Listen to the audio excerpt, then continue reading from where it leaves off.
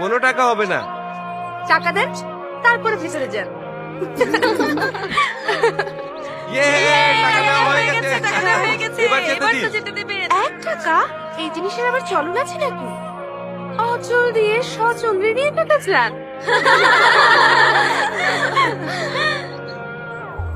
লক্ষ কোটি টাকার কাবিনের সাথে এই 1 টাকাকেই রাখতে হয়। বাবা, কত ক্যালকুলেশন! ওই ক্যালকুলেশন সাহেবের নামটা কি? প্রথম। আহা, নামের বাহারে তো ভাইসা গেলাম রে। আচরণটা খয়রাতির মতো কেন? এক কাজ করেন, আপনার এই নামটার সাথে না মাত্র 1 টাকা যায় না, তার চেয়ে নামটা পাল্টে ফকির সাহেব রেখে দেন।